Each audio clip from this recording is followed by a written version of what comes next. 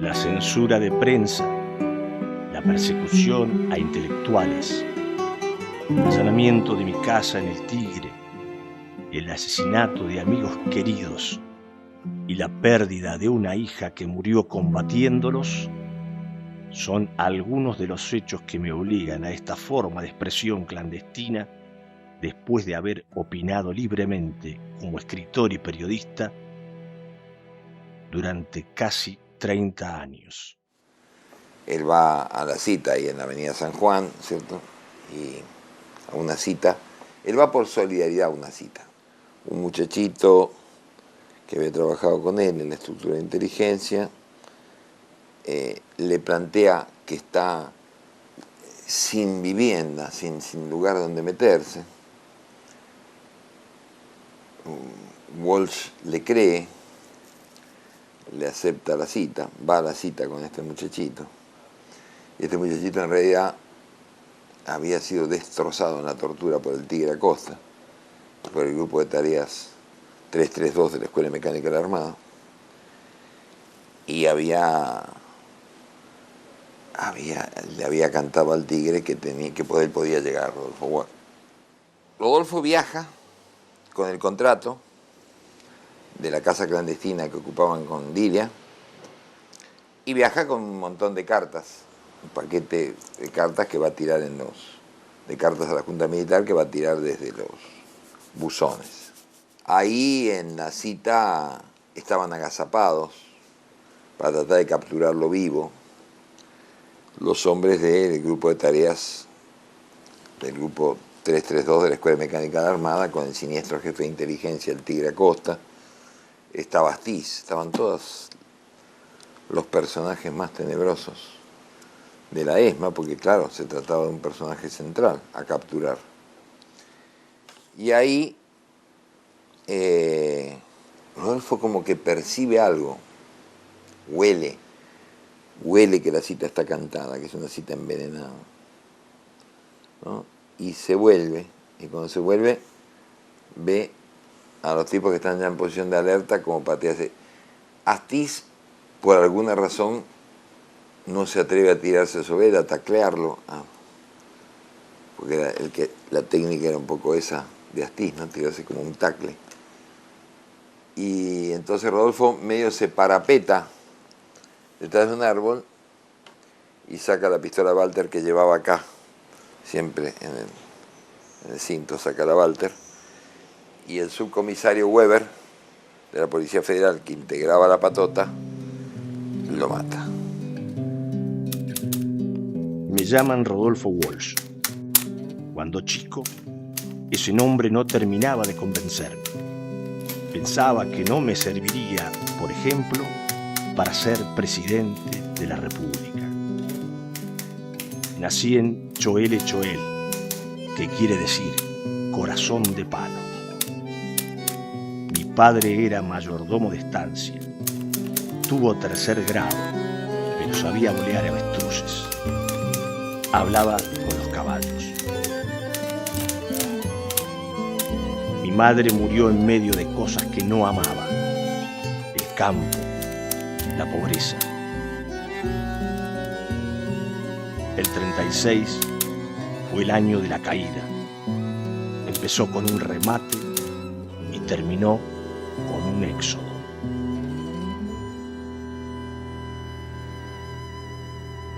Con Rodolfo tuvimos una relación siendo casi adolescentes, porque nos conocimos en el nacionalismo de los años 40, el año 45, que fue un año tan lleno de sucesos históricos. Pero éramos muy chicos, porque yo tenía 13 años y él tenía 18, de manera que nos conocimos siendo muy jóvenes. Nos vimos, es decir, eran movilizaciones de jóvenes. El año 45 es el año en que se configura la candidatura presidencial de Perón, en que se discuten muchas cosas. Una noche asfixiante de verano, frente a un vaso de cerveza, un hombre me dice: hay un fusilado que vive. No sé qué es lo que consigue atraerme en esa historia difusa, lejana, erizada de improbabilidades. No sé por qué pido hablar con ese hombre. La parábola de Walsh, decía, es notable y empieza a salir de la candidez esa noche en La Plata, en que él estaba más preocupado por Quérez y Casablanca que por Aramburu y Rojas, si no recuerdo mal las palabras exactas que utiliza en Operación Masacre, y de golpe le dicen que hay sobrevivientes de una masacre. Y él piensa con ingenuidad de la época, de las películas norteamericanas de clase B, donde el periodista a veces era como un detective y descubría a los criminales y demás, que él se iba a volver rico, que iba a ser famoso, que iba a generar una gran expectativa contando la masacre y diciendo nada menos, tengo uno de los sobrevivientes de la masacre. No sabía que le iba a ocurrir todo lo contrario, que iba a ser ocultado, silenciado y finalmente perseguido por contar la masacre. Pero bueno, ahí se lanza y descubre los 7 sobrevivientes de la masacre, los va descubriendo sucesivamente, va aprendiendo el oficio mientras lo hace, se anticipa 7 años a Truman Capote en la creación de lo que los norteamericanos llaman el New Journalism, el nuevo periodismo, o sea, la literatura de no ficción, o como la llama Tom Walsh también, la literatura bajo presión, que es fantástico, o sea, la narración de hechos verídicos con las técnicas de la narración novelística. Pero después miro esa cara, el agujero en la mejilla, el agujero más grande en la garganta, la boca quebrada y los ojos opacos donde se ha quedado flotando una sombra de muerte. Me siento insultado. Libraga me cuenta su historia increíble. La creo en el acto. Hace Operación Masacre y tiene que cambiar de nombre, y tiene que andar perseguido, y tiene que andar escondido, y tiene que andar con un viejo revólver 38 al cinto, y ya deja de ser el corrector de pruebas de Hachette, el ingenuo escritor de Variaciones en Rojo. Ya comienza el camino, la crisálida empieza a abrirse hacia Mariposa, y comienza el camino que lo va a llevar a ser Rodolfo Walsh, plenamente, que incluso lo va a llevar al martirio de Rodolfo Walsh, al momento final del sacrificio. He completado prácticamente mi investigación del caso Libraga y he escrito un libro sobre el tema. Ante la dificultad de encontrar editor, lo estoy publicando en la revista Mayoría. Esas notas aparecen firmadas, de modo que, previamente, me he ausentado de casa. La primera noticia que yo tengo de Walsh y de su obra es a partir de Operación Masacre. Me sentí rápidamente identificado con un libro que defendía a los humillados, a los perseguidos, a los sin derechos. El primer suceso que me hace pronunciar políticamente es lo que sucede a partir de Operación Masacre. Ahí se me caen un montón de vendas e ilusiones. Los recuerdos de mi padre, sobre todo los recuerdos infantiles, se relacionan con esa ciudad de La Plata, con esa casa que fue nuestra casa compartida, con mi madre, con mi hermana mayor, que era esta casa tan especial porque allí funcionaba la escuela de ciegos. Había una gran cocina donde había una mesa muy grande donde almorzaban los chicos de la escuela, y allí también almorzaba mi padre, mi madre, que era la directora, y nosotras que éramos las hijas de la directora. Bueno, esos son los recuerdos más fuertes. También el golpeteo de las teclas de la máquina de escribir manual. Esto creo que fue el sonido musical que me arrulló a mí cuando era un bebé, porque muchos años más tarde, ya de grande, bueno, descubrí que esto sí era como el sonido de mi infancia. y confirmado por mi madre, que me decía, sí, claro, tu papá trabajaba toda la noche. Y como en realidad teníamos poco espacio en esa casa, que era una casona muy grande, pero mi madre, que era la directora, y mi padre tenían asignados como vivienda familiar nada más que 2 habitaciones. Bueno, en una de esas habitaciones estaba el escritorio de mi padre con la máquina de escribir. Él se quedaba toda la noche escribiendo, y en uno de los costados de la habitación estaban las camas de mi hermana y la mía, o sea que bueno, hemos pasado esas noches con ese sonido arrullándonos. Ese también es un recuerdo de mi primera infancia. Y el año 58 hacemos algo en conjunto, que es la comisión investigadora del asesinato del abogado Marco Satanowski, que era el abogado del diario La Razón, y que es asesinado en su despacho de abogado por un comando que indudablemente tenía origen oficial. Es decir, se trataba de presionar al dueño del diario La Razón para que entregara sus acciones al control del Servicio de Inteligencia del Ejército, que en esa época estaba a cargo del general Juan Constantino Quaranta. Esta investigación se hace por una doble vía.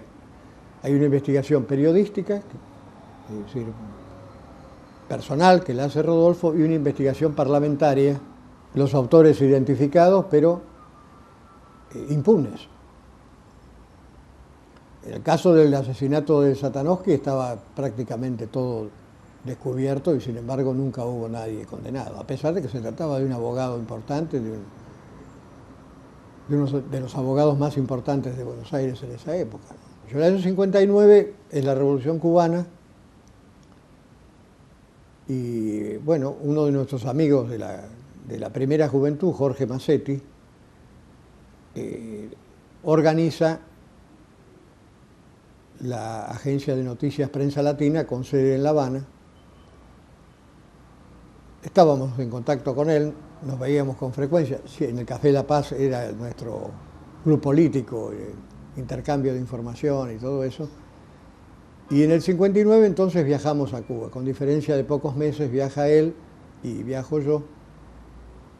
Y nos hacemos cargo de una parte de la construcción de la agencia, es decir, Rodolfo organiza los servicios especiales de la agencia, entendido servicios especiales como las notas firmadas y el material de procedencia extranjera, y yo me hago cargo de uno de los turnos de redacción como secretario de redacción.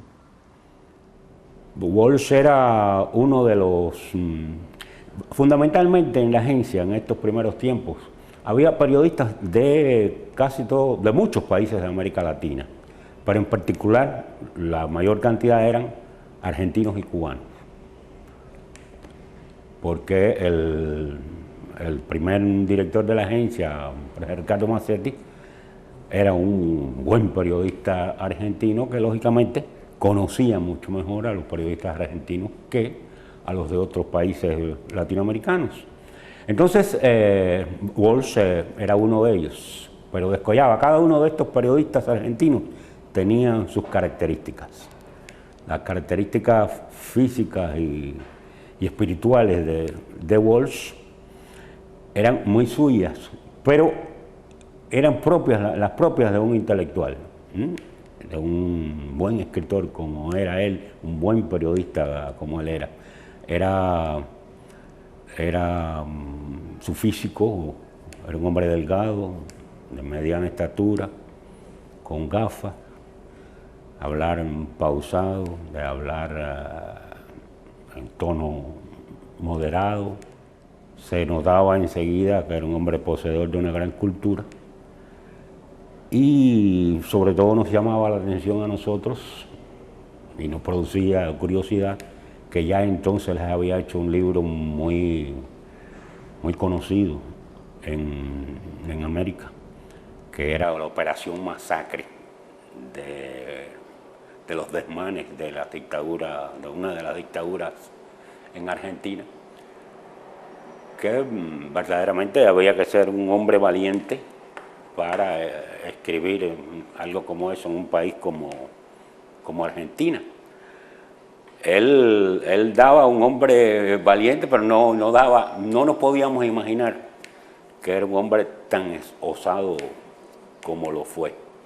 Sí conocíamos de que esta no era su única obra literaria, de que era un hombre que en los círculos literarios latinoamericanos era y fue y siguió siendo muy, muy destacado. Pero no podíamos imaginar que llegase a ser casi un hombre de acción. Ese ideal que representa tanto Che Guevara, un intelectual y un hombre de acción que deja un poco al resto de los intelectuales, los deja un poco sorprendidos, ¿no? Entonces, conocer cómo fue después de Prensa Latina el desarrollo de Walsh, por eso resulta un poco sorprendente. Ahí en Prensa Latina se dan cita a personajes sensacionales, los más grandes periodistas de América Latina, bueno, entre otros Gabriel García Márquez, estaba ahí. Y Walsh un día, en Prensa Latina, da un segundo salto hacia convertirse en esa cabeza extraordinaria de la inteligencia revolucionaria, ¿no? Él es como un oficial de inteligencia de la revolución. Es que está mirando los teletipos, donde entran incluso agencias norteamericanas, y viene un cable. García Márquez ha escrito sobre esto una hermosa nota que se llama El escritor que se adelantó a la CIA. Y él saca un cable de la Associated Press que le llama profundamente la atención, que es un cable que viene con columnas de cifras. Entonces se da cuenta, por la reiteración de ciertos números, por la exactitud de las cifras que van de 5 en 5, que evidentemente está en presencia de un código que hay que descifrar. Walsh en ese momento no sabía absolutamente nada de criptografía, nada, cero alás. Pero se comienza a recorrer La Habana, las librerías de viejo, en busca de todos los libros de criptografía que lo pueden ayudar a ver cómo se descifra una clave. Y aprende criptografía de manera autodidacta y descifra el mensaje. Y es un mensaje de la CIA. Es un mensaje que viene de Guatemala y va hacia Estados Unidos, hacia la central de la CIA en Langley, Virginia, donde desde una hacienda en Guatemala, donde se estaban entrenando nada menos que los 1.200 mercenarios que después participan en el ataque de Bahía de los Cochinos en Playa Girón en 1961. Entonces, Walsh alerta a la seguridad cubana y a la inteligencia cubana, a Massetti, a través de Massetti y del Che Guevara, alertan a la seguridad cubana de que está preparándose una invasión contra Cuba. Comencé a trabajar muy joven al triunfo de la revolución en Prensa Latina. Ahí conocí a Jorge Ricardo Massetti, conocí a Rodolfo Walsh y conocí a la mayoría, a todos los latinoamericanos, los periodistas latinoamericanos que vinieron a colaborar con Prensa Latina. Hoy en día uno lo ve retrospectivamente y lo mismo que los periodistas cubanos, los periodistas latinoamericanos que vinieron a trabajar con Prensa Latina llegaron a ser los más reconocidos en este mundo de América Latina. Y entre ellos vino Rodolfo. Trabajó fundamentalmente, o sea, se hizo como una dirección dentro de Prensa Latina donde se trabajaba todos eran trabajos especiales, donde había un proceso investigativo previo y de ese proceso investigativo después se conformaba el producto que se enviaba a las agencias, que Walsh logró a través de toda la información que recibía de toda América Latina, descubrir que las tropas que se estaban preparando para venir a la invasión de Girón eran en Guatemala. Logra descubrir toda la criptografía que se utilizaba entre la CIA, Retauleu se llamaba la zona de Guatemala donde estaba. Y a través del trabajo que hace Rodolfo Walsh, en Cuba se sabe lo que están hablando entre la CIA y entre las tropas que se están preparando para venir a invadir Cuba. Yo conocí a Rodolfo Walsh en el año 1959 en la Fundación de Prensa Latina.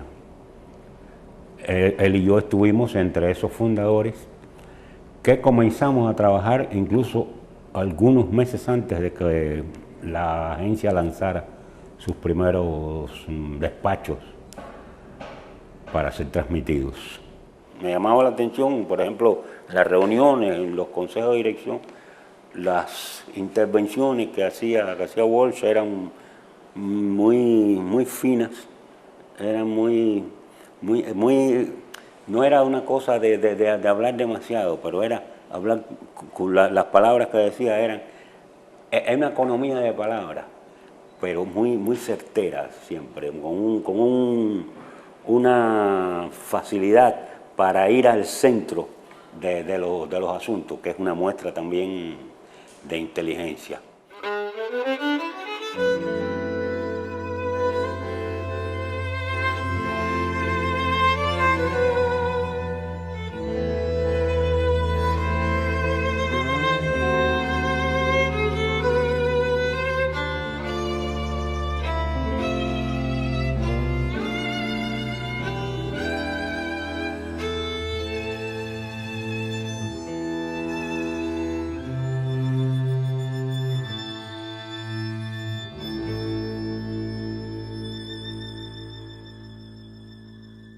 Creo que la primera vez que estuvimos juntos, así con tiempo para charlar, para compartir, fue en Cuba, hace ya unos cuantos años.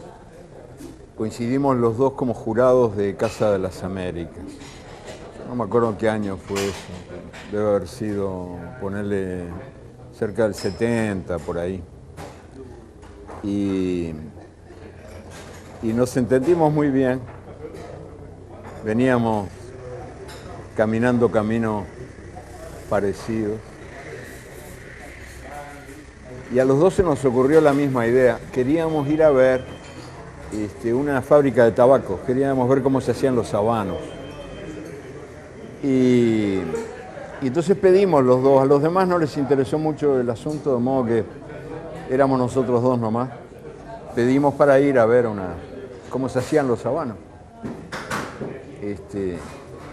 Conocíamos ya las mentas, ¿no? de lo que se contaba del asunto.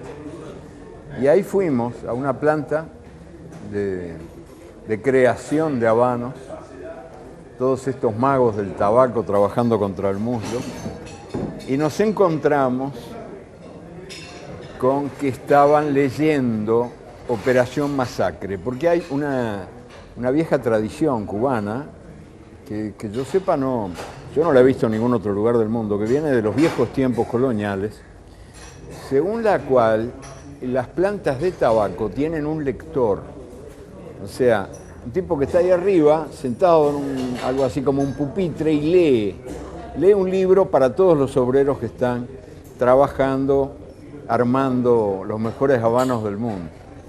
Y yo no sé, ellos dicen que fue casualidad, yo creo que no, que supieron que iba Rodolfo, y entonces justo el libro que estaban leyendo era Operación Masacre, pero el hecho es que entramos los dos y escuchamos, digo, ahí hay alguien leyendo. Sí. Y Rodolfo, que era muy guardado, era un hombre de emociones contenidas en la prosa y en la vida, por escrito y por vivido, se emocionó.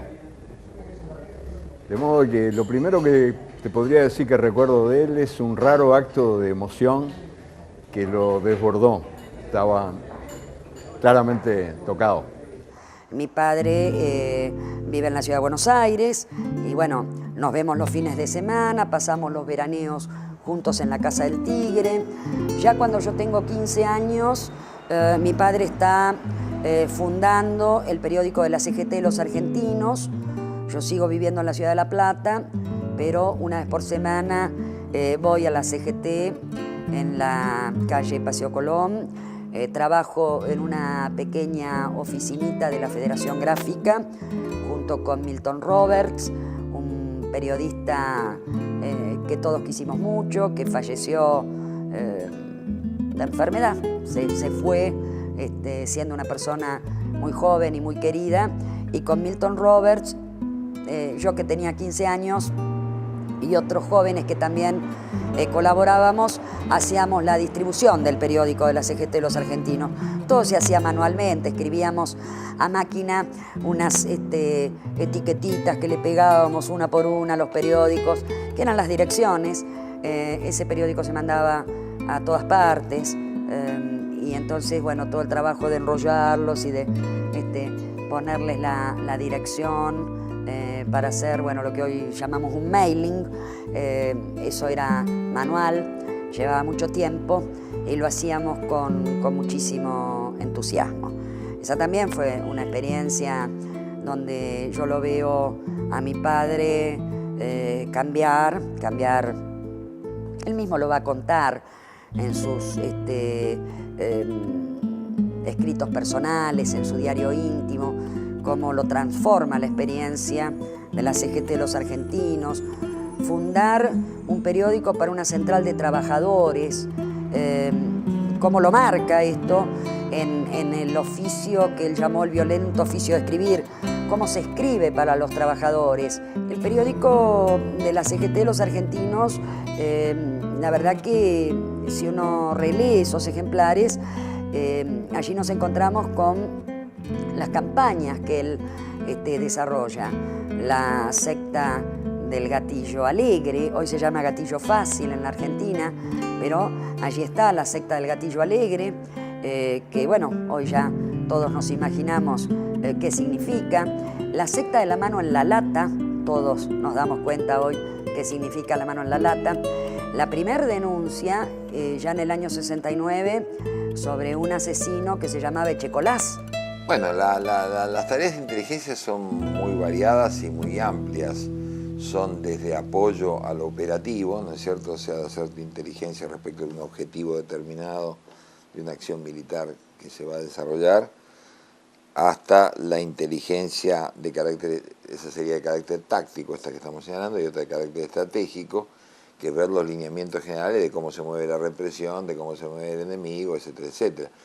En el 25 de mayo de 1973, efectivamente, cuando todos nosotros estábamos festejando en la Plaza de Mayo, dentro de la Casa Rosada, la asunción del gobierno popular presidido por el doctor Héctor Cámpora, Rodolfo estaba con su radio con la que interfería las ondas policiales, viendo realmente cómo se estaban moviendo, si había posibilidades de un golpe, cómo se movían las fuerzas militares, cómo se movían las fuerzas policiales, sobre todo a través de la red policial, checando todo esto, ¿no es cierto?, hasta el final en la noche.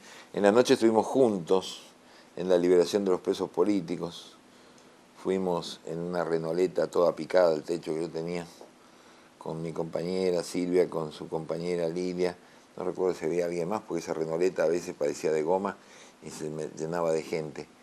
Y estuvimos cuando ya habían sido liberados los combatientes, estuvimos con Paco Urondo, que salía de la cárcel, que era nuestro querido compañero que había caído preso poco antes, había caído preso en febrero, del 73, y que esa misma noche, no lo sabíamos todavía, había estado grabando una larga entrevista a los sobrevivientes de Trelew, que después se publicaría como libro con el título de La Patria Fusilada. Y en los años 68, 69 es cuando se produce el acercamiento con Perón de parte de Rodolfo. Rodolfo viaja a Europa, lo ve a Perón exilado, y ahí se produce esta asociación de Rodolfo para producir el semanario de la CGT de los Argentinos. Semanario al cual me convoca, por supuesto.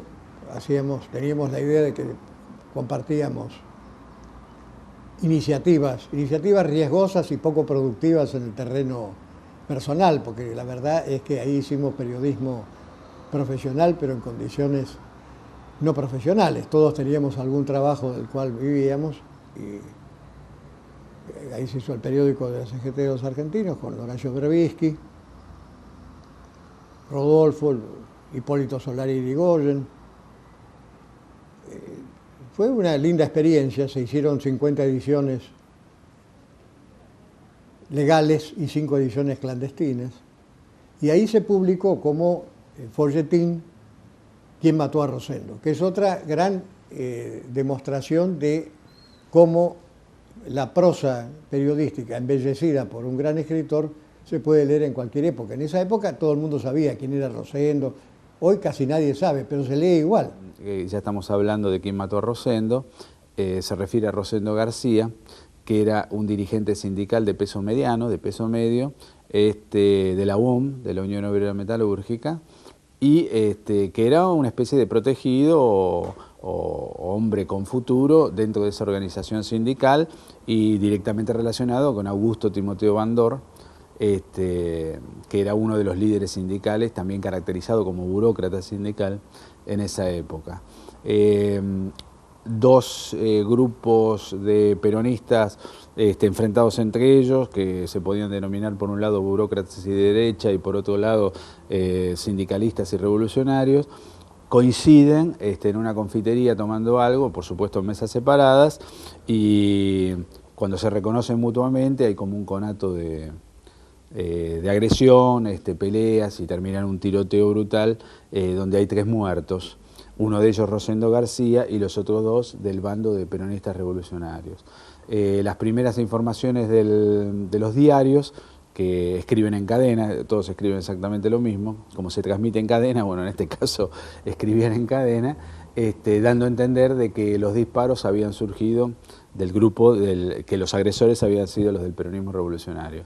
Rodolfo Walsh se toma el trabajo de investigar, de ir al lugar de los hechos, de hacer planos geométricos y planográficos, etcétera, y concluye, y además, por supuesto, entrevista a sobrevivientes de la pelea, y llega a la conclusión de que Rosendo García había sido abatido de un disparo, es cierto, pero que ese disparo había salido de la misma mesa donde estaba él, que además había sido el grupo agresor.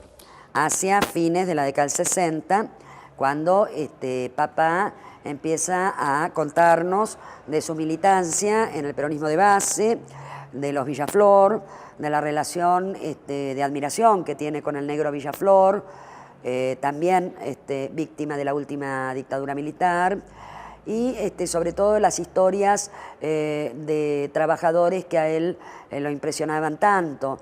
La historia de Blajakis, de Salazar, a quienes les dedica el que mató a Rosendo, su enojo con la burocracia sindical.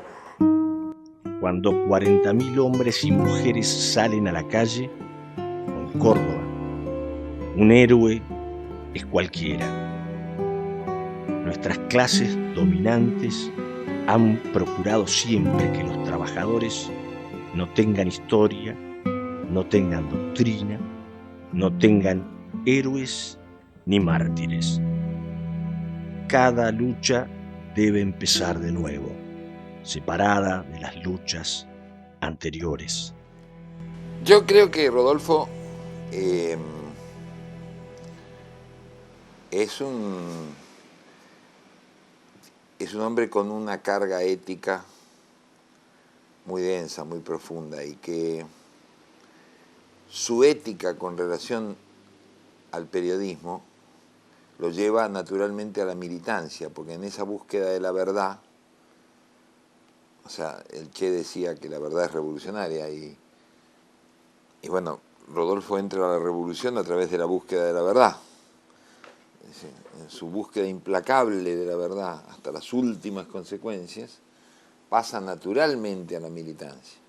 Es decir, pasa naturalmente del periodismo y la literatura a la militancia, porque descubre, entre otras cosas, algo que él no sabía antes, que es que el régimen no castiga a los asesinos, a sus asesinos, los premia, los protege y los premia.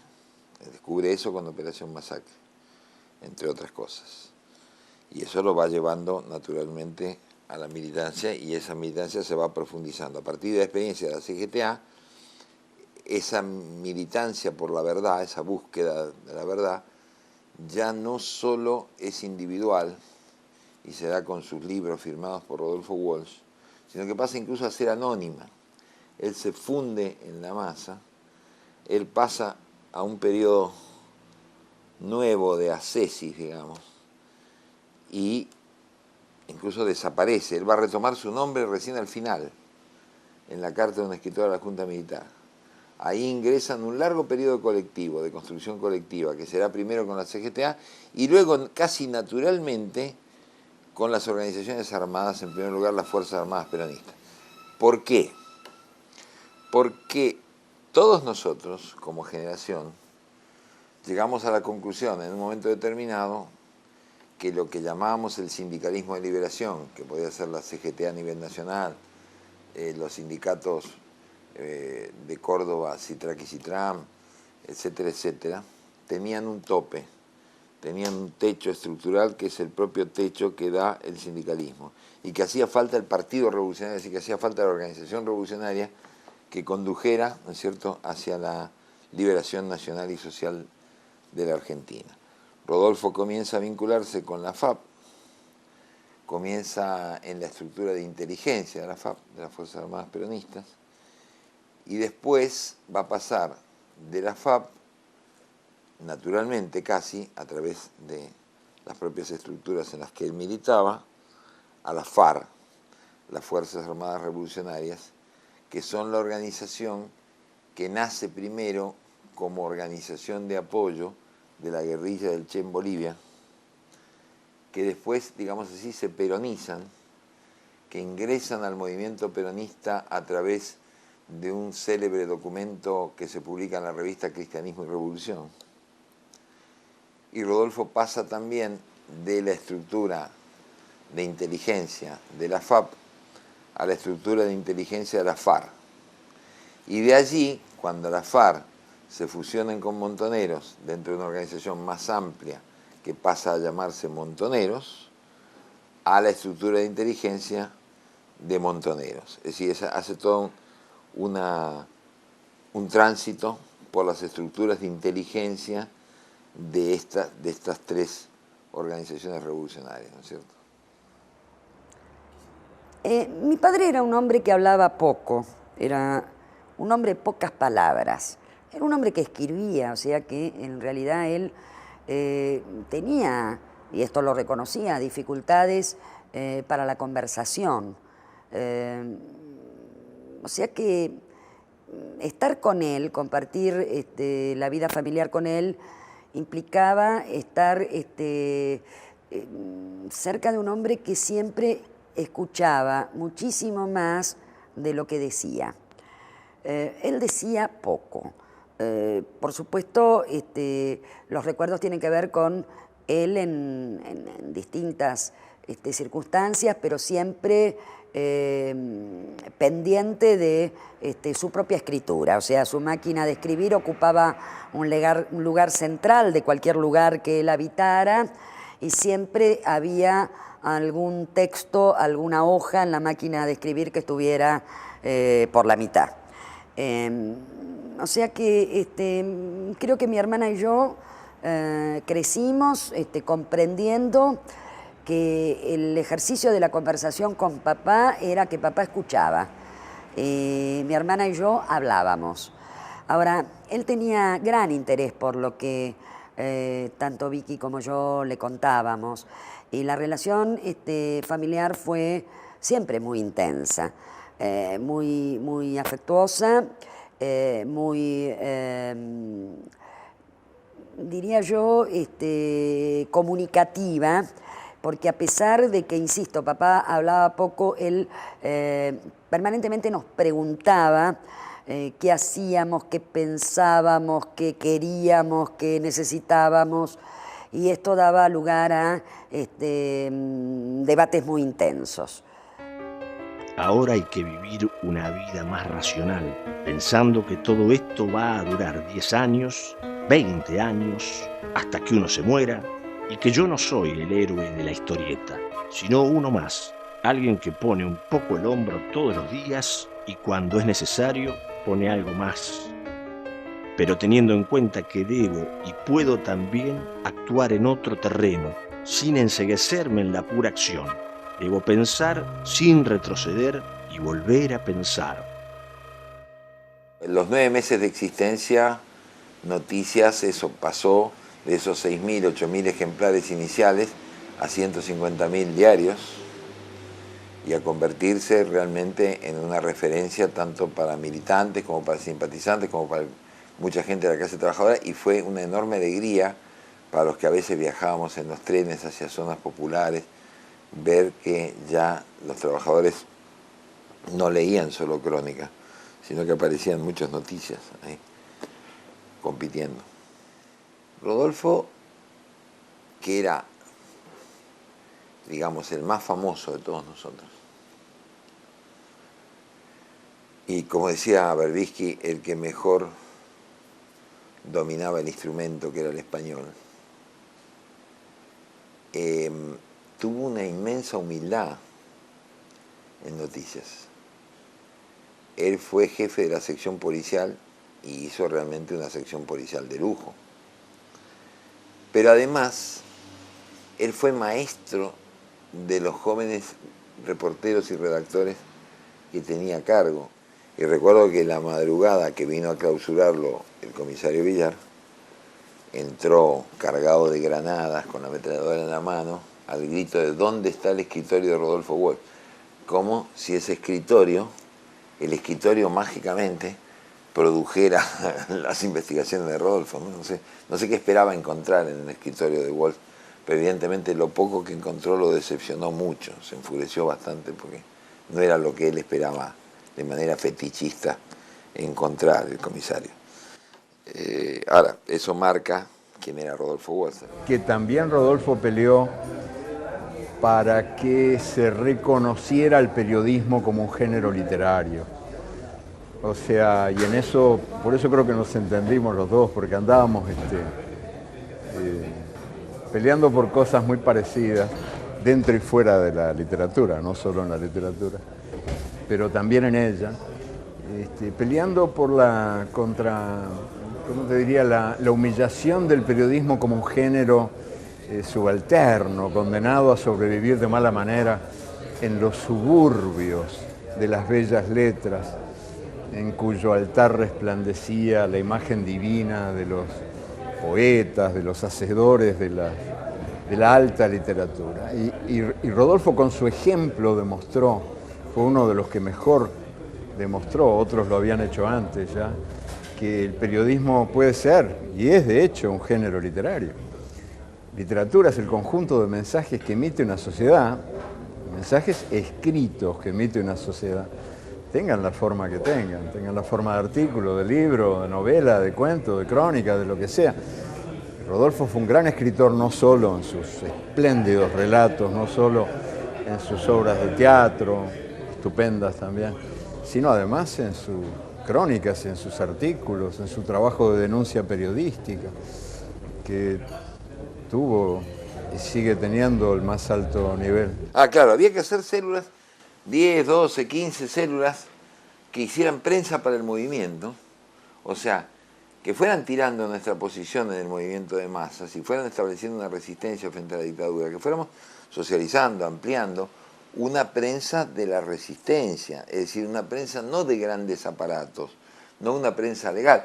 Y de esto él naturalmente desemboca en Ancla, en la agencia clandestina de noticias, y no solo en Ancla, sino en otra más que habían hecho paralela, que era también, y en algunos trabajos de investigación, como el primer trabajo sobre la ESMA, sobre la Escuela Mecánica de la Armada, que escribe el propio Rodolfo, con información muy buena, digamos, ya muy tempranamente, digamos, en 1976, él hace un informe sobre lo que ocurre en la ESMA importantísimo. A partir de junio, julio de 1976, cuando ya la represión es más violenta, inclusive algunos de los periodistas de Ancla son secuestrados, desaparecidos, él sigue con otra con otra agencia que se va a llamar Cadena Informativa, que dura hasta 2 años, inclusive sin él, con él ya muerto, que también con la misma manera de reclutar y juntar las noticias y tratando de que llegara a la mayor cantidad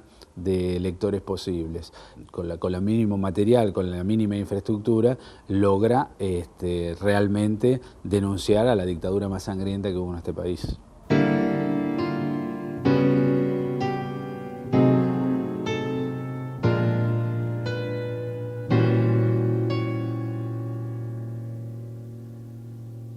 La clandestinidad se para.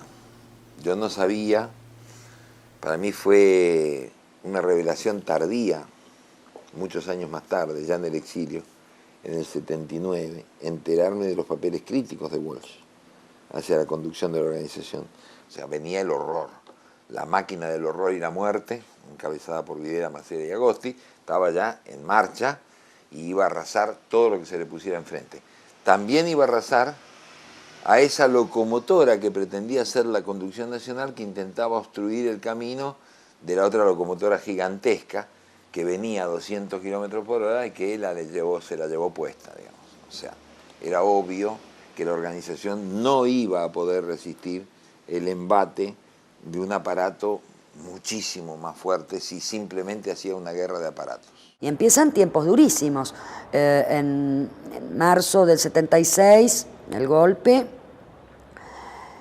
En septiembre del 76 asesinan a mi hermana y en marzo del 77 matan y desaparecen a mi padre. Los últimos meses de la vida de mi padre, desde la muerte de mi hermana, son durísimos. La verdad que mi padre transmite y además escribe sobre la convicción que él tenía de que se venía la gran operación Masacre, que esto era un genocidio, que nos estaban matando a todos, que la derrota era una derrota política, que había que reconocerla. Escribe los documentos críticos a la conducción de la organización Montoneros. Yo estos documentos los leí muchos años después, cuando se difundieron. Sin embargo, yo escuché a mi propio padre decir lo que allí está escrito. Era una enorme derrota, que los gravísimos errores que se estaban cometiendo nos estaban llevando a una situación posiblemente que no tenía retorno, y su dolor, su desesperación, su angustia por ver si lograba, plantear una postura que pudiera revertir un final que estaba prácticamente anunciado, lo que él llamaba la patrulla perdida. Nos estamos convirtiendo en una patrulla perdida. Él llamó a su conducción, la conducción de la organización Montoneros, a reconocer la situación terrible en la cual se encontraba la propia organización. Por supuesto, esto no implicaba dejar de luchar contra la dictadura, sino una lectura política de la situación, y en ese momento lo encuentra el grupo de tareas de la Escuela de Mecánica de la Armada, que lo puede encontrar en una emboscada, en una cita cantada, y lo asesinan y lo desaparecen. Pero hasta el último segundo de la vida de mi padre fue un militante. En el momento en que lo asesinaron pertenecía a la organización Montoneros, no se había ido de la organización, pertenecía a la agrupación Montoneros, y para ser justos, incluso con quien nos enseñó el oficio de periodistas y el oficio que se compromete con la verdad de los hechos, hay que decir que él hasta el último momento de su vida fue un militante.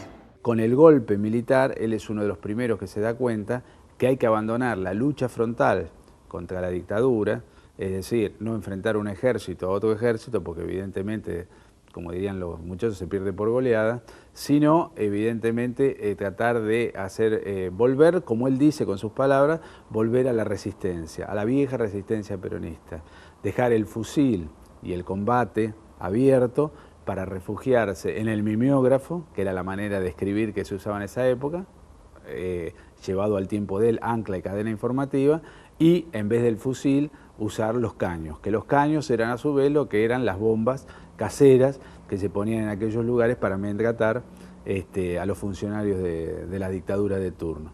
Entonces él se da cuenta de, como digo, que hay que volver a ese enfrentamiento artesanal, si se quiere, primitivo, pero donde todo el pueblo va a estar mucho más seguro y menos expuesto. Porque también decía en uno de los escritos que tiene con la Conducción Nacional Montonera, que el pueblo, instintivamente, cuando pisa un terreno desconocido, se repliega a lo conocido. Y en la lucha y en el combate, lo conocido era la resistencia peronista, y no como se pretendía en ese momento, una lucha guerrillera general. El 24 de marzo de 1976 derrocaron ustedes a un gobierno del que formaban parte, a cuyo desprestigio contribuyeron como ejecutores de su política represiva y cuyo término estaba señalado por elecciones convocadas para 9 meses más tarde. Sí, yo estoy seguro de que, por lo que supe de él, las veces que lo vi, las veces que lo encontré, las veces que compartimos algunos cafecitos, algunos vinitos, algunas palabritas, algunos silencitos, que los silencitos también tienen mucho que decir. Estoy seguro de que si él estuviera acá ahora escuchándome, se pondría colorado como un tomate y sin duda muy incómodo. Enseguida tragaría saliva, tosería, trataría de irse. Si yo digo que en algo muy importante Rodolfo y el Che se parecían, y es en la identidad de la palabra y el acto. O sea, yo creo que el Che se ha ganado el lugar que ocupa en la cabeza y en el corazón de tanta gente joven, porque en él ocurrió este raro milagro del encuentro de la palabra y el acto. La palabra y el acto, por lo menos en América Latina, y sospecho que en el mundo entero, andan siempre divorciados. Ni siquiera se conocen. No es que no se encuentren con frecuencia, es que nunca se vieron. Entonces, claro, cuando por accidente se encuentran, ni se saludan. Y hay algunos seres humanos en los que la palabra y el acto se encuentran, coinciden. El milagro ocurre, como ocurrió con el Che. Esta creo que es la raíz de su altísimo prestigio. ¿Por qué el Che Guevara ha sido un hombre, y sigue siendo un hombre capaz de seguir naciendo? ¿Por qué sigue siendo un porfiado nacedor? Porque yo creo que él hizo lo que decía y dijo lo que pensaba. Y esta es una cosa que debería de ser muy frecuente, pero que es rarísima. Y Rodolfo Walsh fue también un hombre así. Creo que él fue siempre consecuente hasta en lo que probablemente fueron sus errores. Yo no lo sé, no soy quien para juzgar a nadie, menos a Rodolfo, que fue mi amigo y también mi maestro. Pero siempre fue consecuente, digo. Él no vivió mentido ni mintiendo. No usó ninguna mascarita para andar por ahí. El secreto militar de los procedimientos convierte a la mayoría de las detenciones en secuestros que permiten la tortura sin límite y fusilamientos sin juicio. Y Rodolfo trabajó por la verdad, sabiendo que la verdad no es una, nunca, sino que hay tantas verdades posibles como los ojos que las miran, como las vidas que las vivieron, ¿no? Y que todos tenemos nuestra manera de vivir, de sentir las experiencias, pero sabiendo también que en esto hay que separar la paja del grano y que nos han mentido mucho y que es hora de empezar a recuperar las cosas como son o como por lo menos hemos sentido que fueron, ¿no? Que seamos honestos a la hora de vivirlas y que seamos honestos a la hora de transmitirlas. Y creo que en eso Rodolfo fue un gran maestro, no solo por el coraje con el que supo ver lo que fue como fue, aunque doliera, y a veces, por cierto, que duele mucho, sino además por su alto talento para transmitirlo, para transmitir el horror con belleza, lo que suena muy paradójico, cómo el horror puede ser bello. Bueno, pues si la realidad, que es siempre mitad maravilla y mitad espanto, mitad horror y mitad hermosura, no puede ser transmitida con sentido de la belleza, no llega al lector.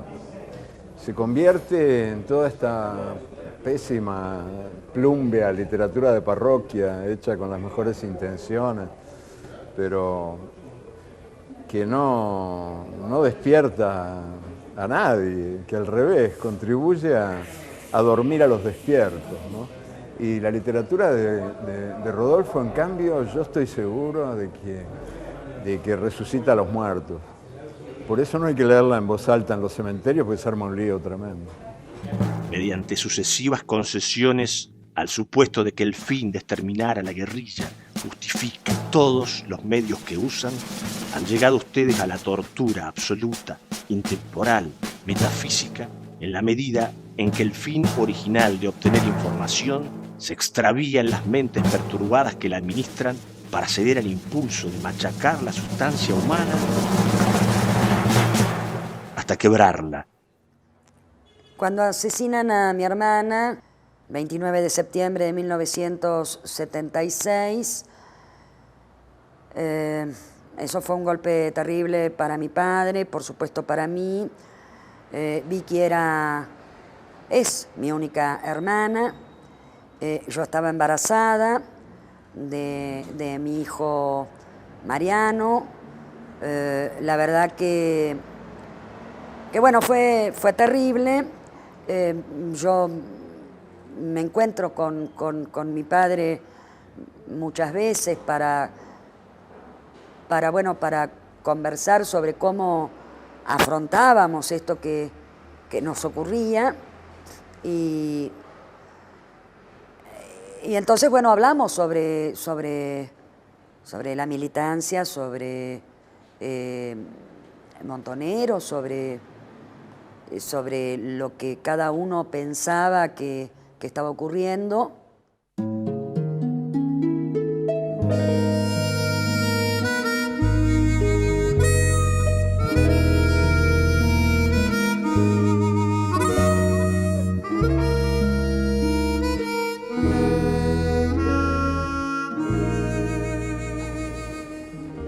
Rodolfo eligió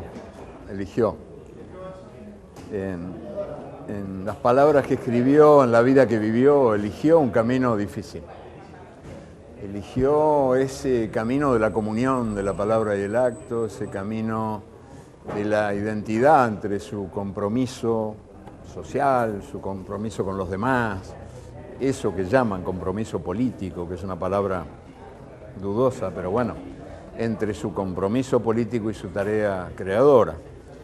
Y decidió, o se le dio con toda naturalidad, que no había ninguna frontera, que la tal frontera era una gran mentira.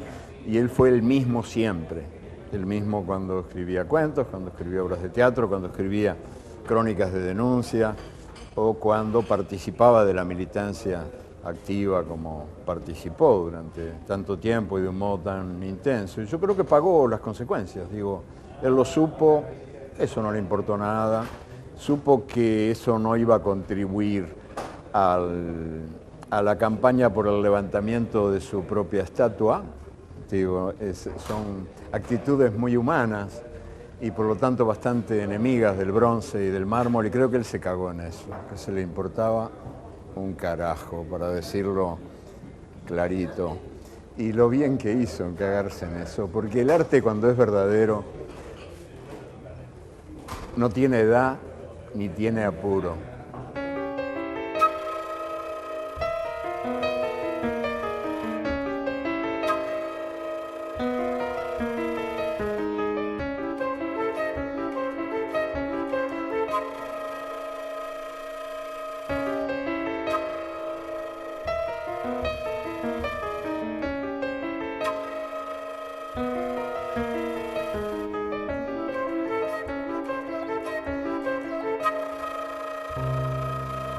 Pero a mí no me sorprendió, por ejemplo, haberme enterado muchos años después de su secuestro de que había peleado hasta la muerte.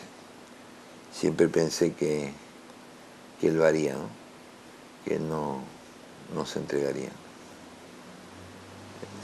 Siempre supe que Rodolfo era íntegro de pies a cabeza. Eso lo supe siempre. Rodolfo fue un hombre en la plena extensión de la palabra, que no fue seducido por la victoria, ni deprimido o acobardado por la derrota, fiel a sí mismo y a lo que él dijo en la carta a la Junta Militar en el final, fiel a la obligación que se autoimpuso de dar testimonio en tiempos difíciles.